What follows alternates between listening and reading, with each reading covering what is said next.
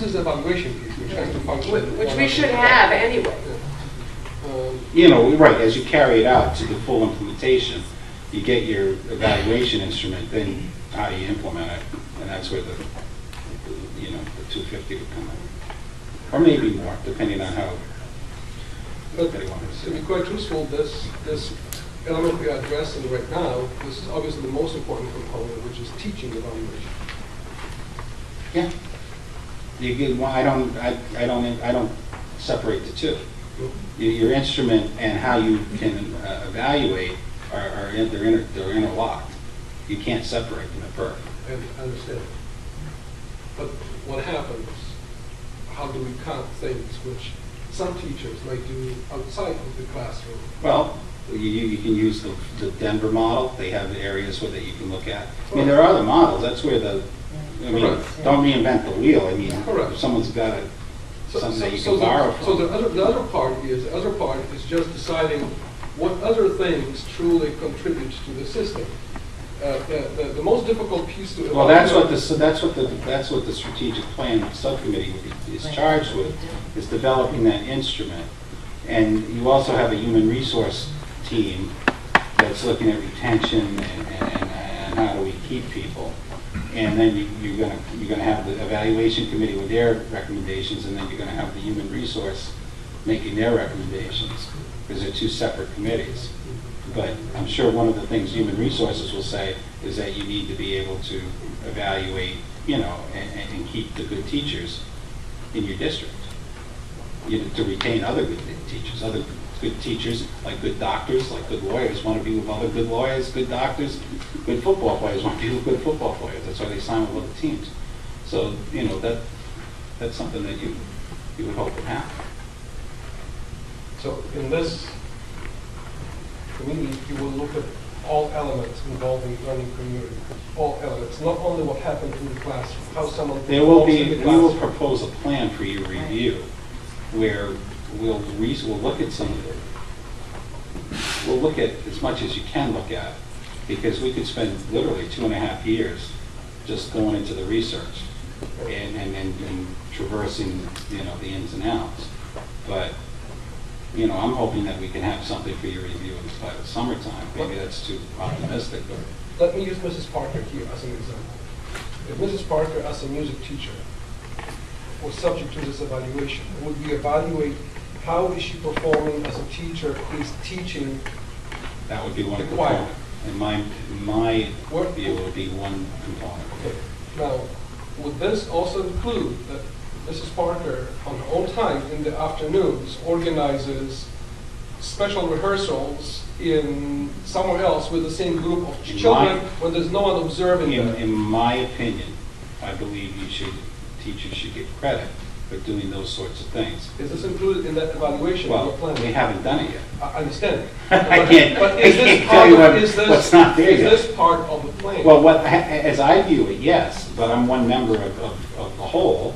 Correct. And I would like to think that we would be able to broaden the view versus a checklist item of, yep, kids are sitting there, yep, they're engaged, yep, asking, good follow-up questions. You can't have a checklist. That's outdated. It's not effective.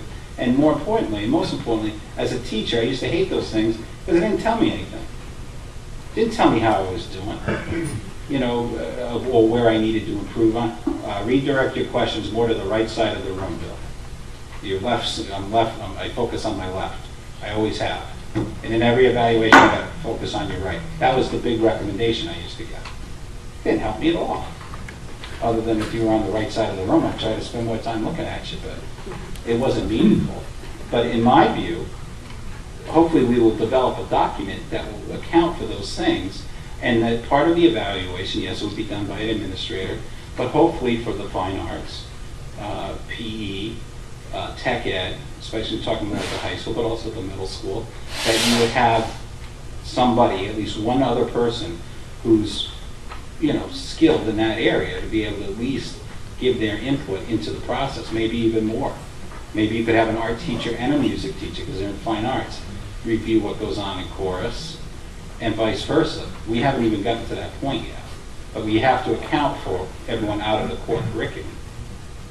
with whatever document that comes forward. You understand my concern, because Right. obviously what happens is, what happens within the walls of the school building and what happens during contractual hours is pretty well defined. Right.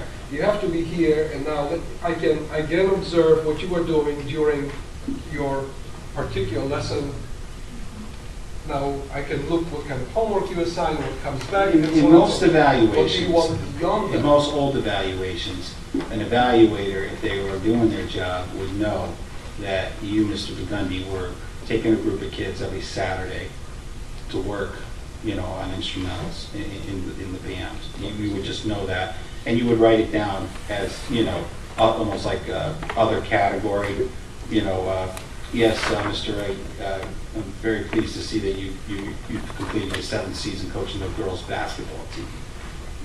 Continue, good luck, so on and so forth. But it was never part of the document.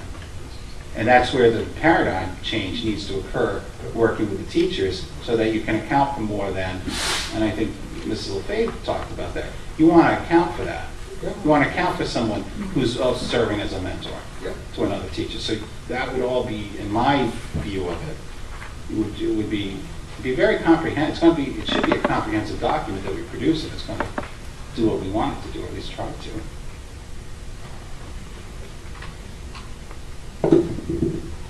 There's one element, I don't know, well, you have a discussion now on evaluations, but part of this is how you perform as a teacher. And the second element is this professional element, which obviously contributes to how you perform, which is Yes. a professional element. Yeah, So, that would be so part this of it. will be part of the whole thing. And I would hope so. Good. Well, then basically there is no big disjoint between what. Now, keep in mind, again, I caution the committee, I'm one person. I understand. And I will obviously advocate, my view, and, it's never easy. The more people you have, the longer it is to make a decision. Case in point, tonight's discussion. But it's also how you get things done right, how you get it right, by having that input, having that dialogue. And again, I go back to if we're about improving student achievement, we improve our mechanism for evaluating our teachers, but yet we put the mechanism in place so we can do the evaluations appropriately. Merit pay aside, I think that should be our core focus. That really is the strategic plan's goal. And I think that's the document, you can't just toss it aside and put it on the corner. You can augment it, but I don't think we can just disregard it either. So is it correct that what you were saying is that how we are going to do the evaluations is not going to be really impacted too much by existence or non-existence of merit pay? I wouldn't think so. You would think so. Well, as long as this evaluation is done with scope wide enough, then I would agree with you that all these other questions which are concerns which I had, as opposed to saying just, well... I don't think the question goes away, and I don't want to make that clear, but I think you need the instrument first and what the goal of the committee is for. I'm just not a believer, and maybe it's just me, and you and I have talked about this. I'm not going to work any harder if you give me $2,000 more. I'm going to work as hard as I work because I work that hard. I'm not quite sure. It's great to make extra money. Everyone wants to make more money.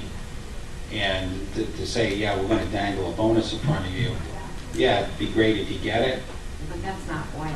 I mean, No, that's the whole. and my concern is dealing with teachers that aren't effective. Provide the support, and if that doesn't work, then you have to move. You have to remove them. And that's a hard discussion to have and a hard place to get to. But that's how you're going to reform. How you're going to get at it is through that way, not by throwing more money at it. Just give arbitrary bonuses, not arbitrary, but bonuses and votes. So then about the evaluation piece.